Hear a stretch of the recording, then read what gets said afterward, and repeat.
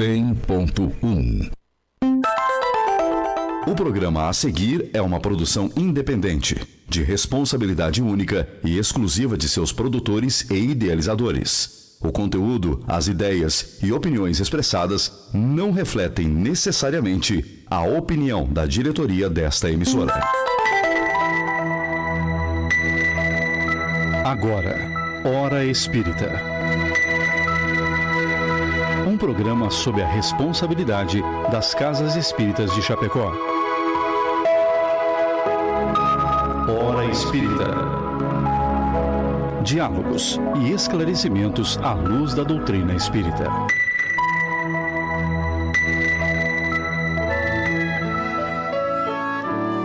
Bom dia, amigos. Num sábado lindo, amanhecendo com sol límpido.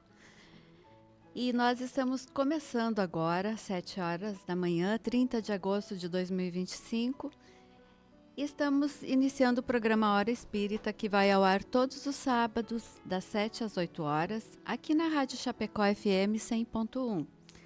O programa Hora Espírita está sob a responsabilidade das Casas Espíritas de Chapecó, filiadas à Federação Espírita Catarinense, pertencentes à 12ª URI, e tem por objetivo trazer a esse espaço temas de interesse geral que possam ser estudados à luz da doutrina espírita. O programa de hoje traz o tema Bezerra de Menezes. Nós já estamos ao vivo no Facebook da Rádio Chapecó, onde você pode ver, ouvir e enviar a sua pergunta, sua colaboração ou ainda sugestão de tema que gostaria que tratássemos aqui, ou enviar sua pergunta através do WhatsApp 2049 1212. Conheça também as nossas redes sociais, Hora Espírita Chapecó, Facebook, YouTube e Instagram. Lá você encontra todos os programas anteriores, informações sobre as Casas Espíritas de Chapecó e região e poderá ver os temas dos próximos programas. E na equipe do trabalho de hoje, nós contamos com a presença, como vocês podem ver, somos um clube de luluzinhas, né? As nossas queridas amigas. A Mona Lisa, do Gotas de Luz. Bom dia, Mona Lisa. Bom dia, amigas. Tudo bem? Que seja um ótimo sábado e um ótimo programa. E a Laine, do Bezerra de Menezes. Bom dia, Laine. Bom dia, Lia. Bom dia, Mona. Bom dia para o Carlos, que nos assessora. E bom dia a todos os nossos ouvintes. Bom dia, Carlos, que vai ser o nosso técnico hoje. E eu sou a Lia, da Associação Espírita Amor e Caridade. Antes de darmos início à nossa conversa, queremos registrar nosso agradecimento àqueles que contribuem para que esse programa possa ir ao ar todas as semanas, aos nossos amigos que colaboram de forma anônima e ao nosso patrocinador, a Palmar Impermeabilizações e a Agropecuária Marcon, aos quais pedimos licença para ouvirmos o seu recado. A Palmar Impermeabilizações Limitada está há mais de 30 anos no mercado prestando serviços de impermeabilização e fornecendo produtos de qualidade e excelência, sempre trazendo as melhores soluções para evitar problemas com infiltrações e proteger a sua obra. Você que está construindo, entre em contato pelo WhatsApp 49-3323-5142 ou venha até a nossa loja para conversar no bairro Trevo, em Chapecó, para conhecer as melhores soluções para impermeabilização do mercado. Visite nossas redes sociais e conheça um pouco mais sobre a nossa história. www.palmarimper.com.br e no Instagram, @palmarimpermeabilizações. A Agropecuária Marcon está há 40 anos no mercado e tem tudo o que você precisa para o seu pet. Rações, vacinas, medicamentos e atendimento com médico veterinário. Oferece ainda ferramentas, sementes e mudas diversas, produtos para horta, lavoura e jardim, produtos e equipamentos para detetização. Telefone 4933223189, WhatsApp 49991223212. Agropecuária Marcon, Rua Marechal Floriano Peixoto, 315L, na frente do INSS, Centro de Chapecó. Hora Espírita, um programa sob responsabilidade das Casas Espíritas de Chapecó. Hoje vamos conversar um pouquinho sobre o grande expoente da doutrina espírita, Adolfo Bezerra de Menezes Cavalcante. Estamos começando o programa Hora Espírita e essa nossa conversa de hoje é sobre um espírito muito especial hoje, mas ele também foi um homem que começou a sua santidade quando era encarnado. Ele começou na Terra, né? Ele foi um dos grandes expoentes da doutrina espírita no Brasil. Nasceu em 29 de agosto de 1831, ontem era o aniversário dele, né?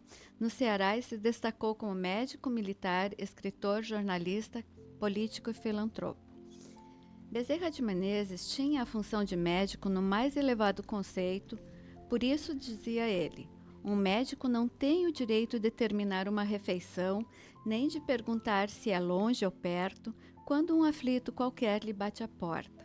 O que não acode por estar com visitas, por ter trabalhado muito e achar-se fatigado, ou por ser alta hora da noite, mau o caminho ou o tempo, ficar longe ou no morro, o que sobretudo pede um carro a quem não tem com que pagar a receita, ou diz a quem chora à porta que procure outro, esse não é médico, é negociante de medicina, que trabalha para recolher capital e juros dos gastos da formatura.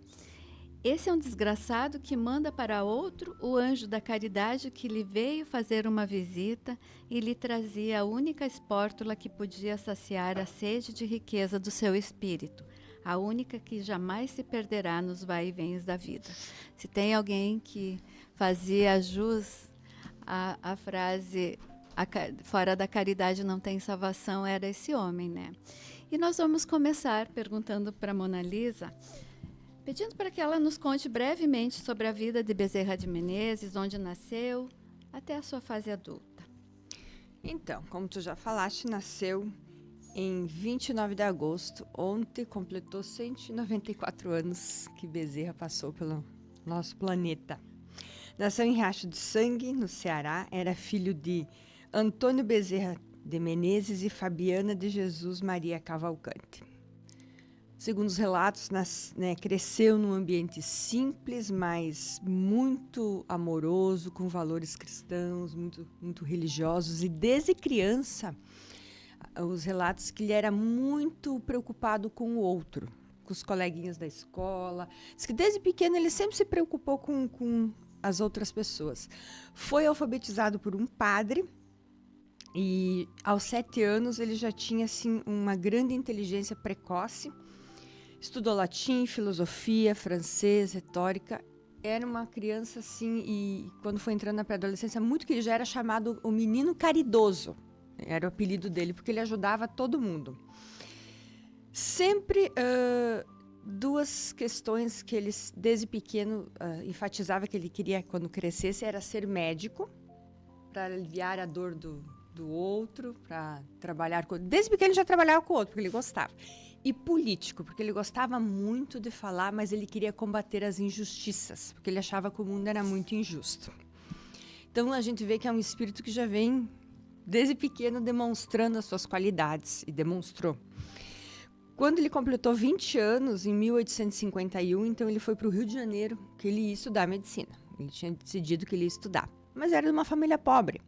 Então quando ele chegou no Rio, ele começou a dar aula de latim, matemática e outras coisas que ele conhecia para poder se manter lá. Em 1852, então, ele entrou na faculdade e se formou em 1856.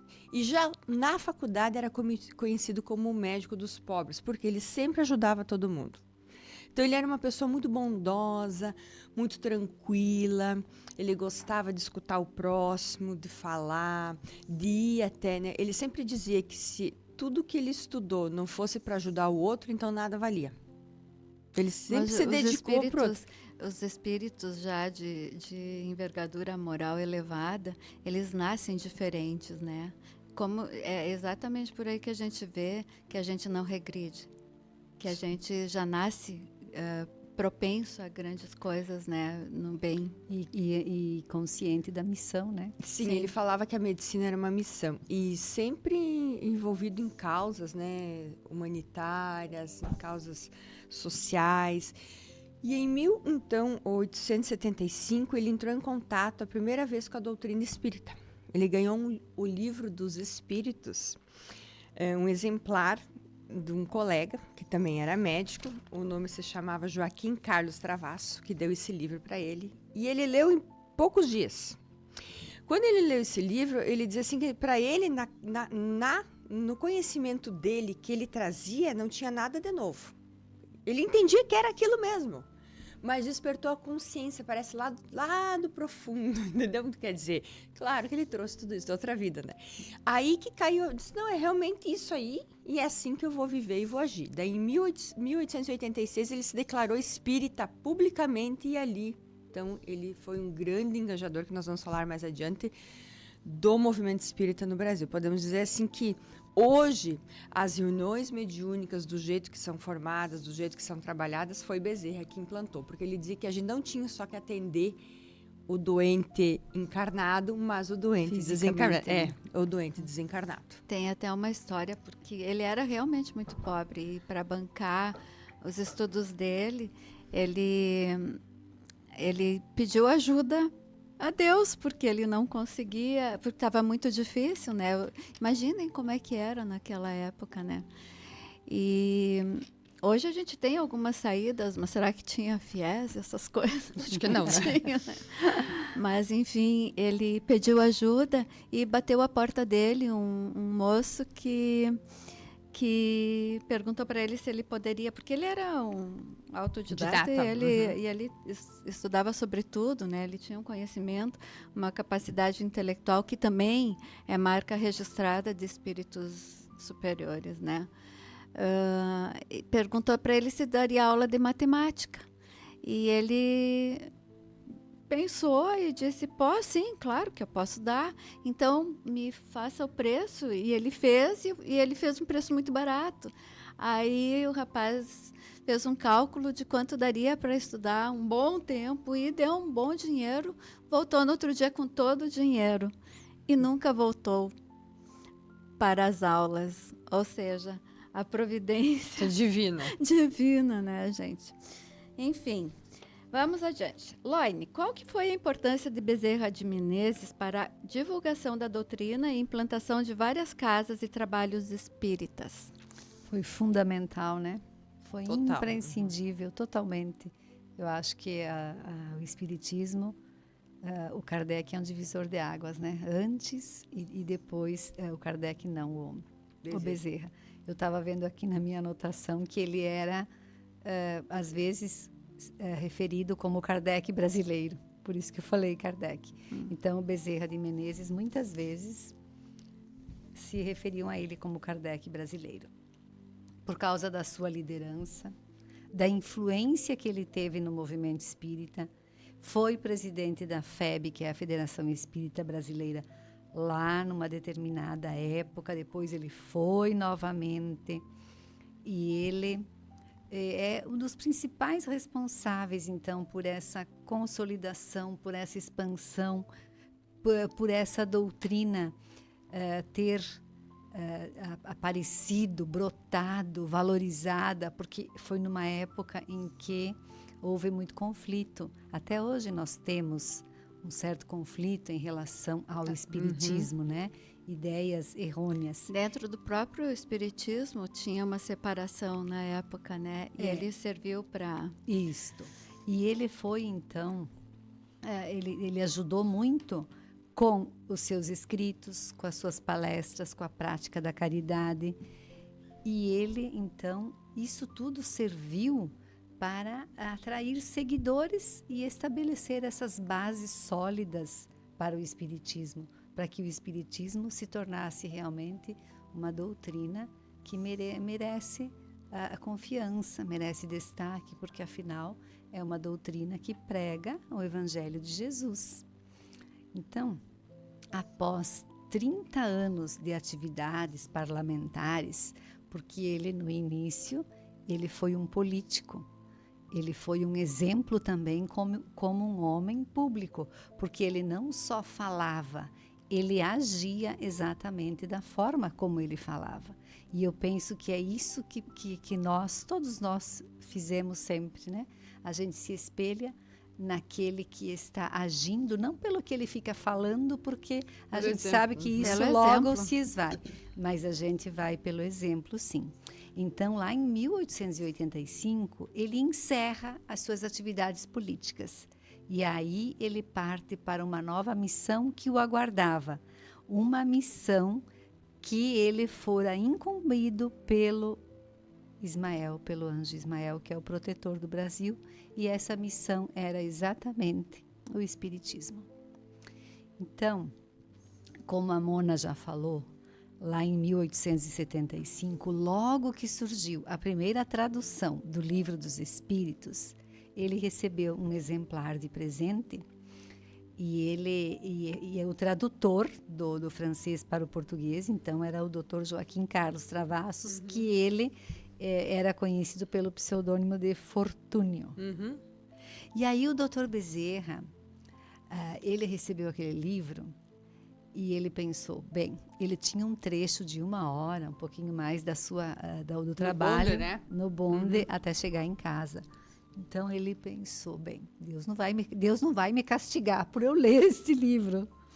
E aí ele começou a ler, e foi também aquilo que a Mona falou.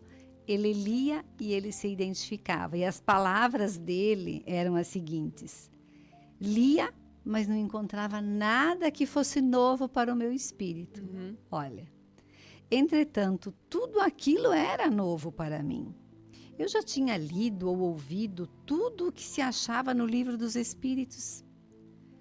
Preocupei-me seriamente com esse fato maravilhoso e a mim mesmo dizia: parece que eu já era espírita inconsciente, ou mesmo, como se diz vulgarmente, de nascença.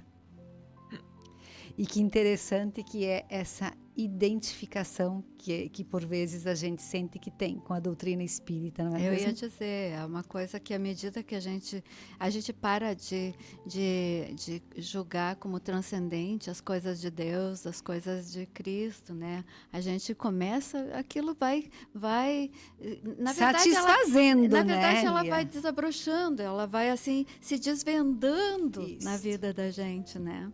Porque é bem naquela hora em que a gente muitas vezes tem algum conflito existencial, aquela sede do saber, né? A gente precisa de explicações, de certezas, para poder entender melhor a nossa existência, o mundo, Deus. E isso a gente vai encontrando dentro da doutrina espírita. Exatamente. Eu penso que foi isso que ele sentiu. E também, mais que um adepto, ele foi um defensor e um divulgador da doutrina espírita, sempre. Em 1882, foi uma época em que o catolicismo agredia muito o espiritismo. E os espíritas da época, então, a doutrina espírita, eles eram acusados de herege. Tanto é que, numa ocasião, o bispo da diocese de São Sebastião do Rio de Janeiro, ele se referiu aos espíritas desta forma: devemos odiar por dever de consciência. Que os espíritas deveriam ser odiados pelos católicos, como um dever deles de odiar os espíritas. Então, chegou-se à conclusão que toda essa discórdia, isso acontecia pela falta de esclarecimento, de conhecimento em relação ao que a doutrina espírita realmente pregava. O que acontece, então? Lá em 1883, intensificou-se, então, esse movimento contrário ao espiritismo. E naquele mesmo ano, então, foi lançado por Augusto Elias da Silva o Reformador, que era a revista, que na época era apenas um jornal, né? Folhetim, né?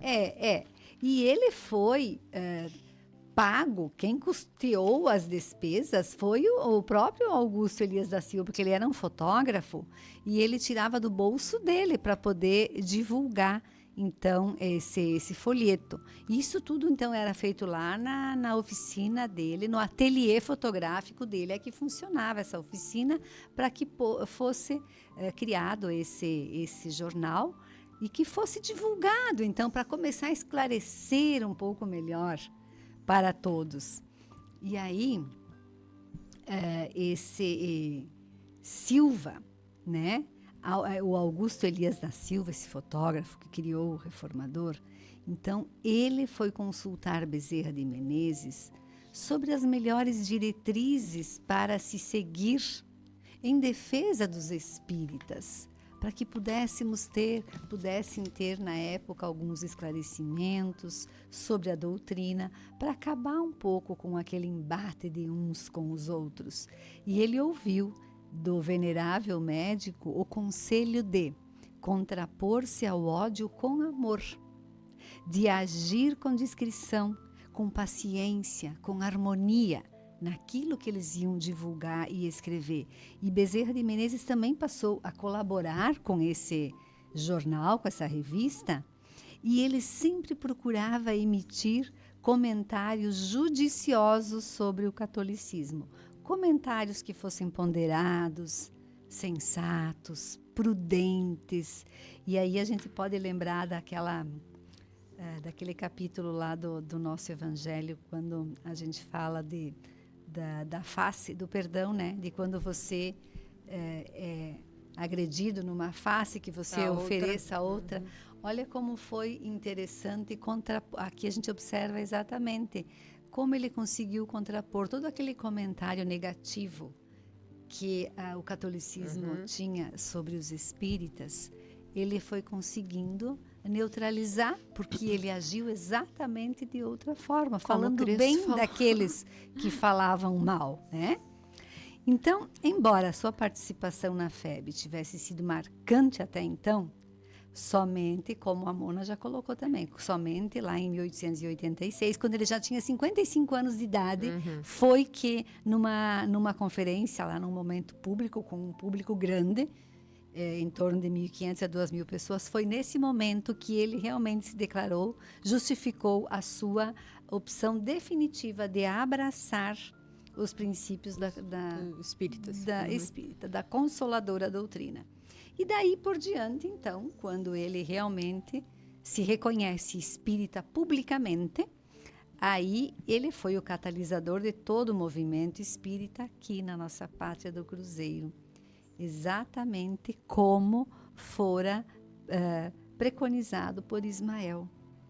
E foi presidente da FEB em 1889, sendo reconduzido ao cargo em 1895, exatamente quando mais se agigantava a maré da discórdia e das radicalizações no meio espírita, e nele permanecendo até o ano de 1900.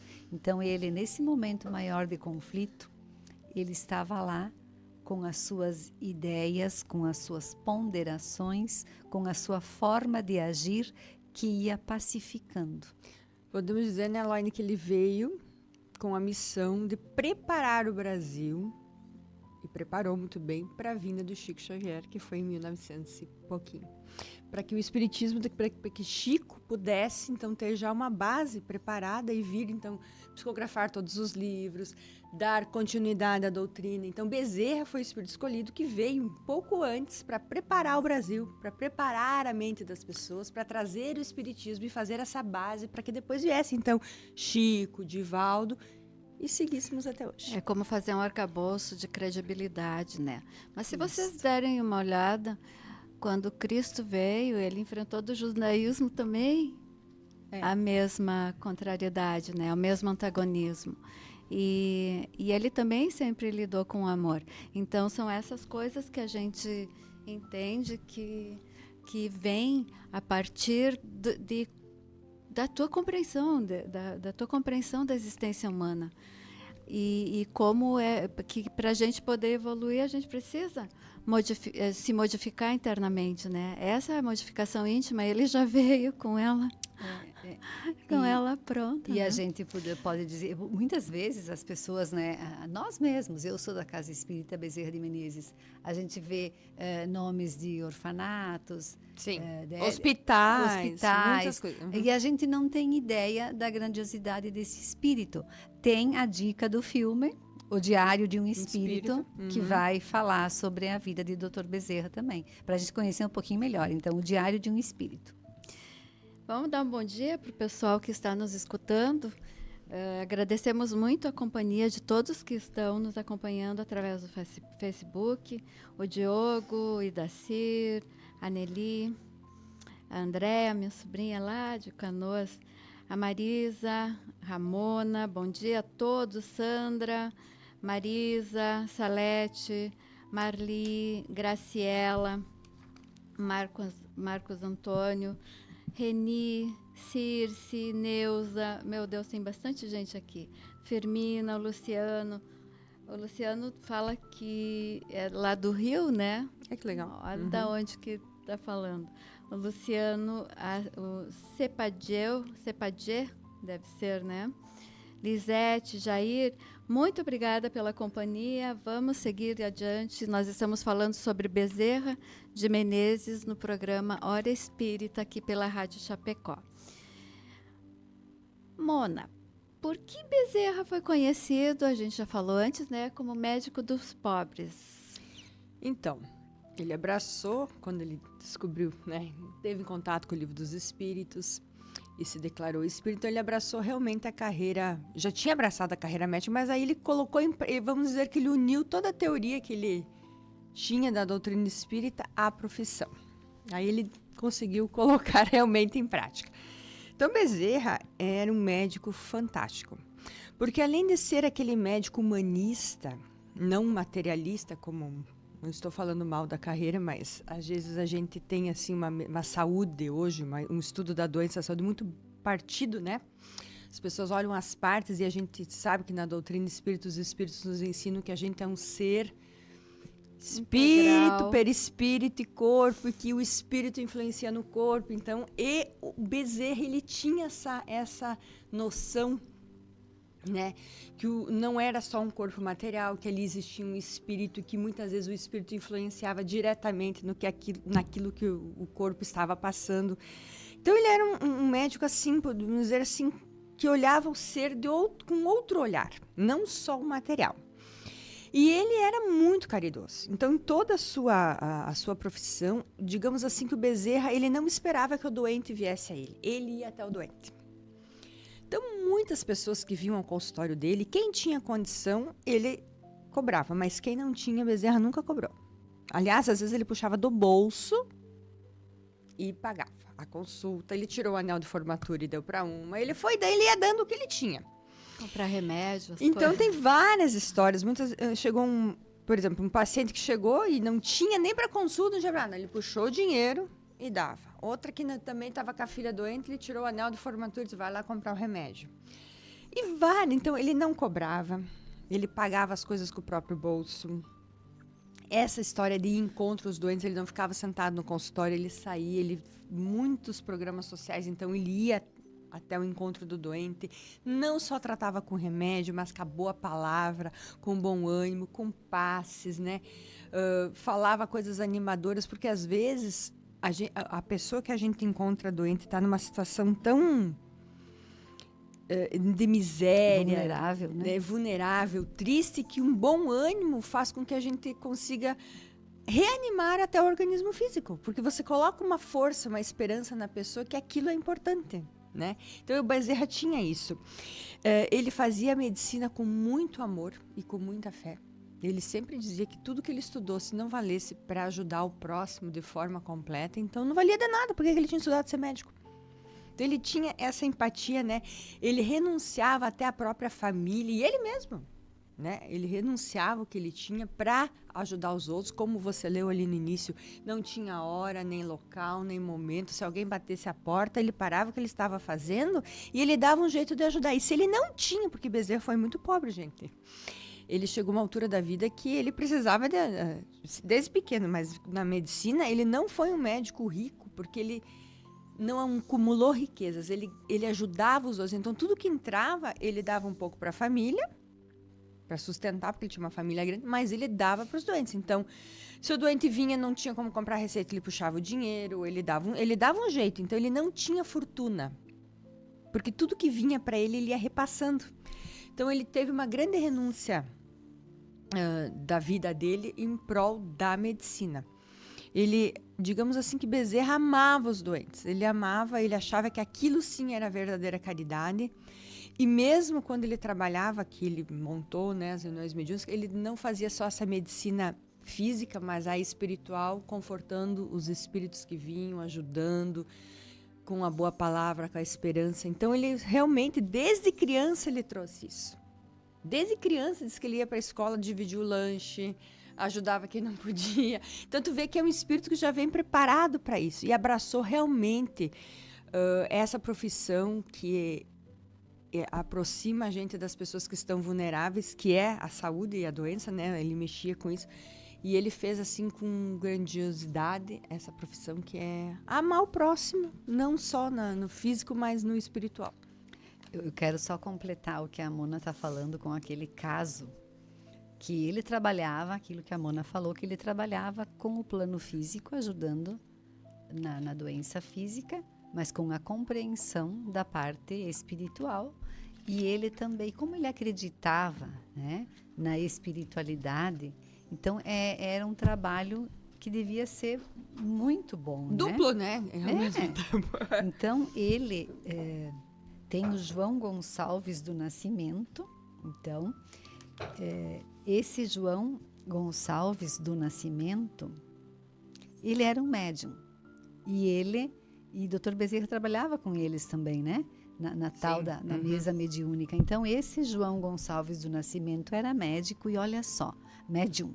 E o Dr. Bezerra de Menezes pediu a esse médium que entrasse em contato, que buscasse o auxílio de um doutor já desencarnado, que era o Dr. Francisco Dias da Cruz. Sim. Então, esse Francisco Dias da Cruz era o médico no plano espiritual que auxiliava dando as receitas, dando a opinião sobre as doenças, e ele, então, podia fazer melhor o trabalho da cura, né?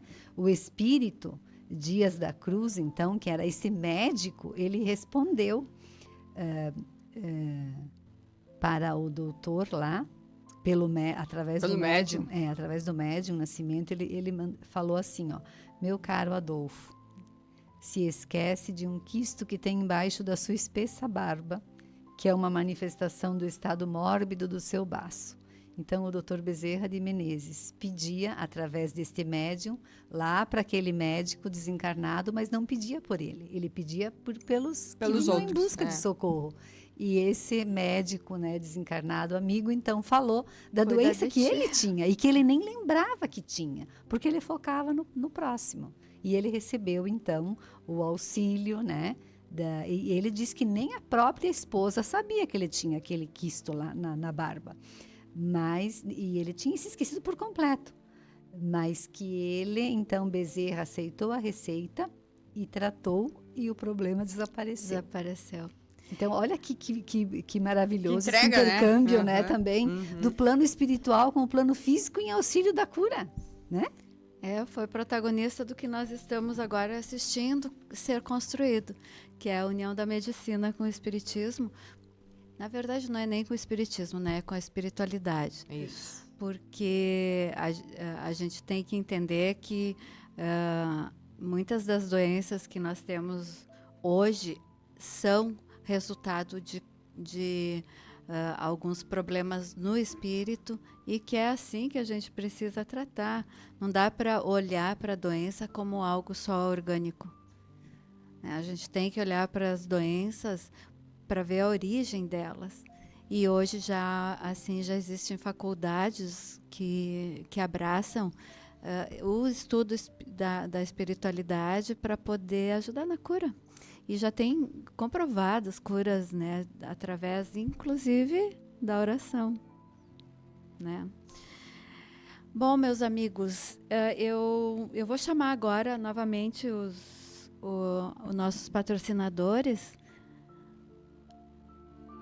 A Palmar Impermeabilizações Limitada está há mais de 30 anos no mercado prestando serviços de impermeabilização e fornecendo produtos de qualidade e excelência, sempre trazendo as melhores soluções para evitar problemas com infiltrações e proteger a sua obra. Você que está construindo, entre em contato pelo WhatsApp 49-3323-5142 ou venha até a nossa loja para conversar no bairro Trevo, em Chapecó, para conhecer as melhores soluções para impermeabilização do mercado. Visite nossas redes sociais e conheça um pouco mais sobre a nossa história. www.palmarimper.com.br e no Instagram @palmarimpermeabilizações.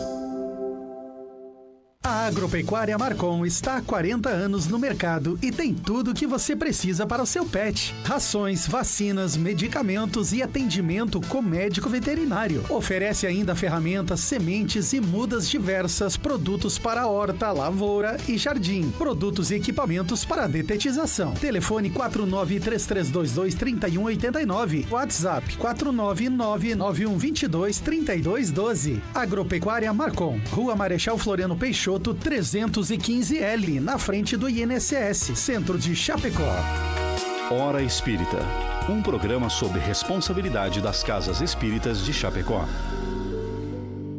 Então, amigos, eu vou aproveitar esse intervalinho para convidar todo mundo para a nossa Conferência Espírita de Santa Catarina, que será na semana que vem, no sábado, dia 6 de setembro, e que trará grandes conferencistas aqui do Brasil. Será um momento de grande partilha de conhecimento espírita, serão conferências, serão palestras muito boas. Nós teremos o Vinícius Lousada, O Céu e o Inferno como estados de consciência. Isso é muito importante ter como conhecimento. Vitor Hugo falando sobre a reencarnação como instrumento de evolução do ser. Adeilson Salles falando sobre as penalidades e recompensas futuras. Vicente Pessoa falando sobre o arrependimento, expiação e reparação. E a Ana Teresa Camesmi, a Justiça Divina segundo o Espiritismo.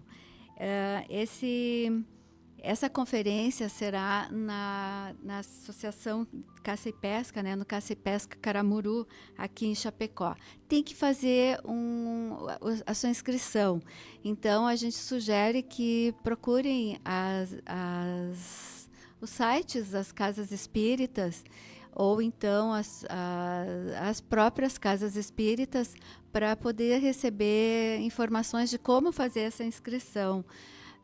Será um momento de grande valor para o conhecimento espírita e confraternização. Você não precisa ser espírita para fazer parte de um evento desses, porque certamente vai sair maravilhado com todo o conhecimento, toda a grandeza que tem o conhecimento sobre esses assuntos. Participem todos vocês, tá bom?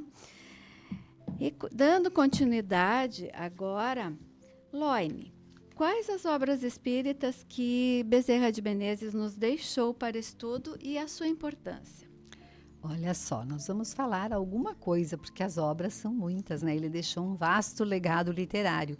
Enquanto encarnado, ele escrevia muito. E depois de desencarnado... Como é que tinha tempo para tanta coisa? E depois, né, que ele partiu para o plano espiritual, a gente sabe que ele continua se comunicando através da mediunidade. Então, ele fez aquele livro muito conhecido, que a Mona também já colocou, A Loucura sob Novo Prisma, que foi um livro, A Casa Assombrada. E ele também escreveu numerosos artigos, então, para jornais, para revistas, sempre com o intuito de esclarecer e propagar a doutrina espírita. A dedicação dele à medicina e ao espiritismo inspirou gerações de médicos, de espíritas, de trabalhadores.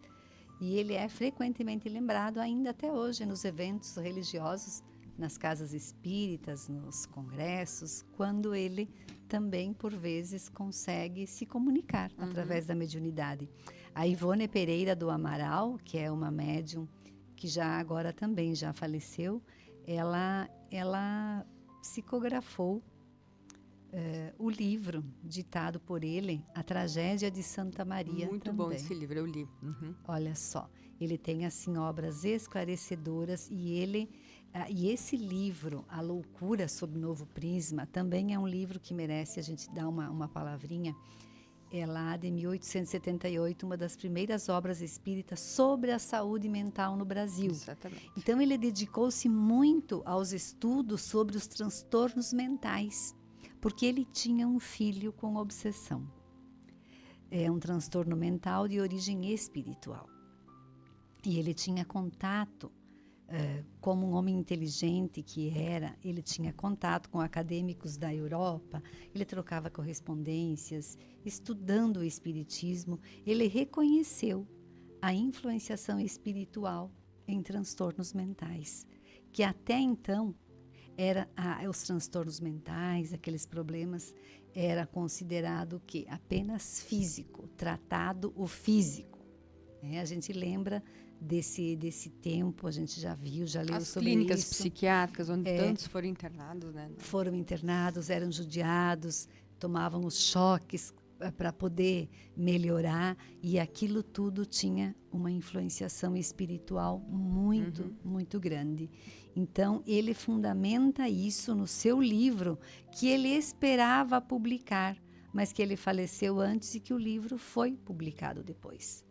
Então, ele esclarece muito, foi aí que começou essa questão da gente também ligar essas doenças mentais com a questão espiritual, por vezes a obsessão.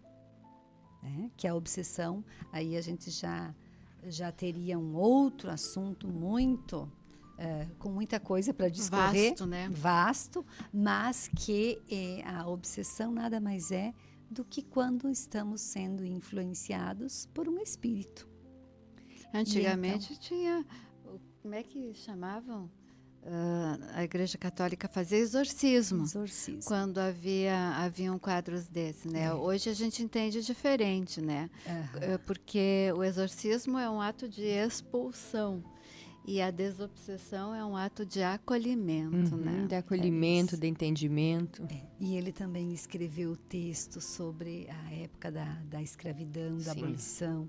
Então ele foi assim muito também engajado nessas causas sociais, em defesa da humanidade, da igualdade. E ele tem inúmeras obras. Isso a gente não vai ficar falando o nome porque é bastante. Vamos aproveitar o nosso tempo, mas é só a gente pesquisar, né, as obras de Dr. Bezerra de Menezes. Muitas mensagens, né, psicografadas por Divaldo também. Divaldo era um espírito, agora em espírito, né, que teve muito contato com Bezerra de Menezes, recebeu dava passividade, né, assim, deixava que Bezerra se comunicasse através dele. Então teve muitas mensagens, poemas, muito trabalho os dois desenvolveram juntos. Então o Divaldo também tem, se for buscar, né, psicografias de Divaldo, tem.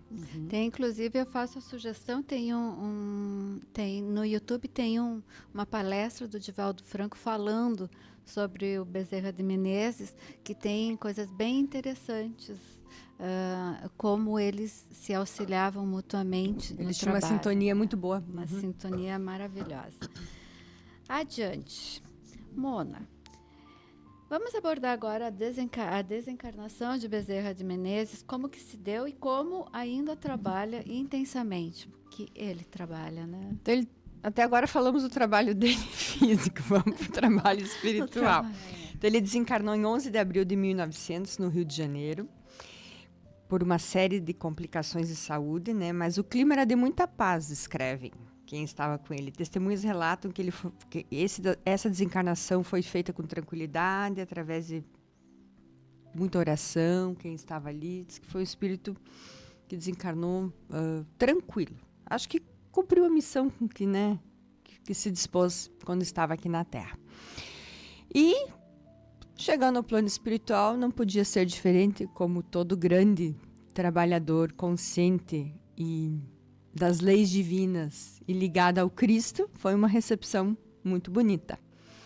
E quem nos escreve isso foi Sueli Calda Schubert, através de uma entrevista que teve com Divaldo, que Divaldo fez essa descrição do recebimento de Bezerra de Menezes no plano espiritual, porque ele conta que um dia eles estavam conversando, ele e Bezerra, e ele pediu para o Bezerra o que era felicidade. Como é que ele entendia a felicidade depois de tudo que ele tinha feito aqui na Terra? Como é que era a felicidade para ele? Então, Bezerra descreve exatamente o momento que ele desencarnou. Então, eu vou ler porque é tão bonito esse relato que até nos inspira. Ele diz assim que a maior felicidade dele foi quando ele acordou e Celina, a mensageira, a secretária de Maria de Nazaré, estava aos seus pés, no leito, e disse... Bezerra, acorde, já está na hora. E ele disse, minha filha, é você, Celina, né? Imagina só. Ele disse, sim, sou eu. A minha mãe, né? Maria e Jesus pediram que dissesse que você já se encontra aqui no mundo maior, já atravessou a imortalidade e que a gente deseja que você desperte feliz. E aqui tem alguns companheiros, alguns familiares que vieram lhe encontrar, mas ele relata que no fundo ele ouvia muita conversação, mas de muita gente, um burburinho, burburinho, burburinho. E ele disse assim, mas que barulho é esse, minha irmã?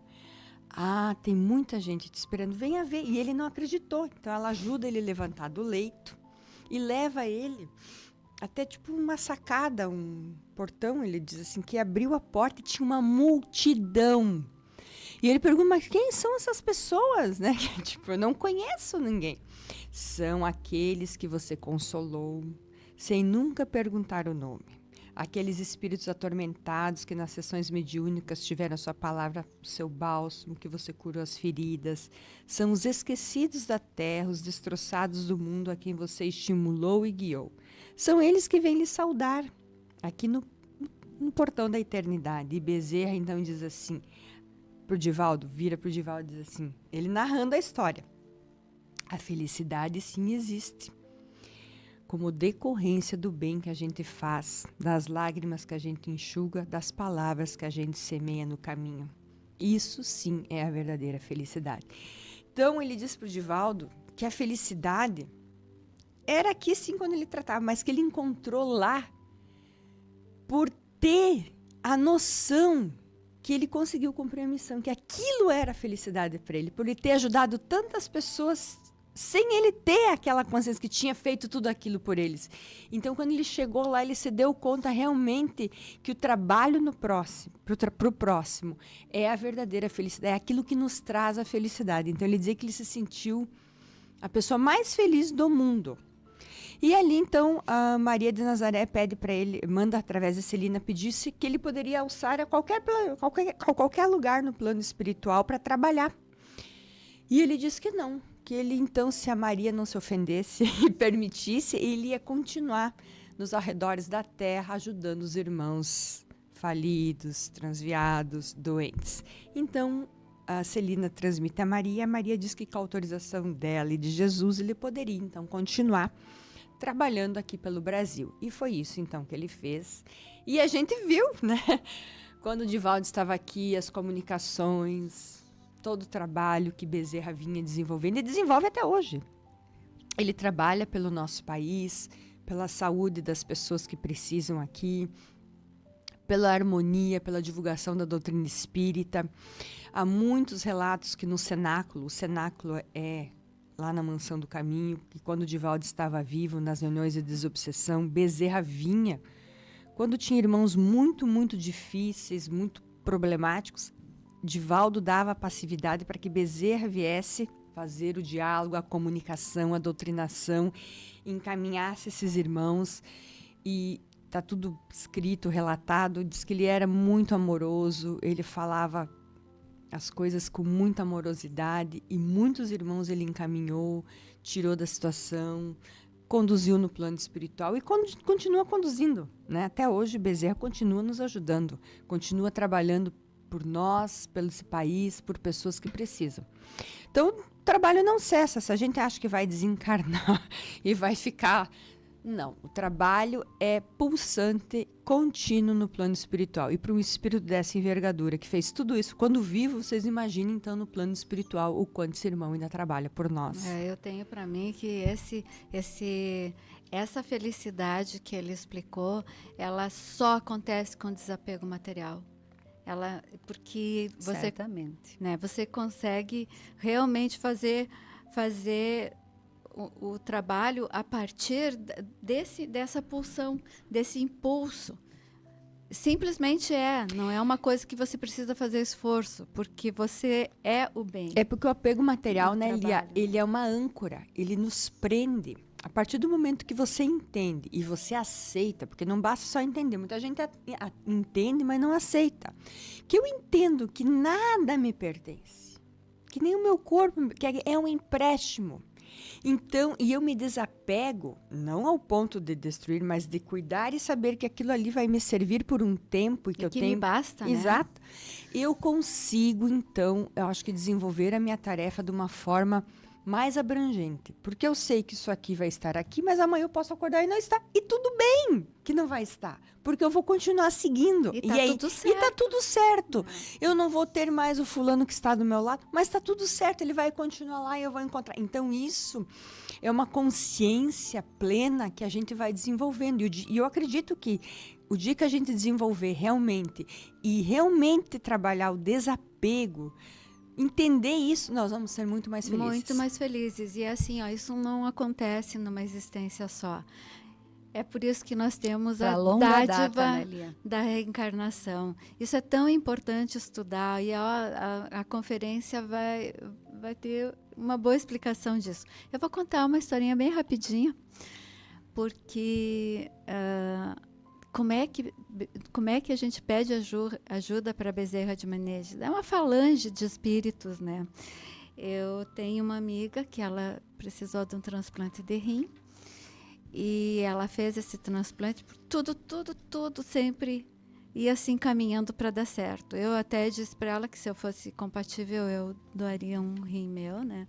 Mas a primeira pessoa que fez o teste de compatibilidade, que foi o marido, deu positivo. Isso aí é uma dádiva também, é um presente de Deus, né? Ela fez esse transplante e alguns meses depois começou a rejeitar. E sabe aquela sensação de que a gente está perdendo uma batalha?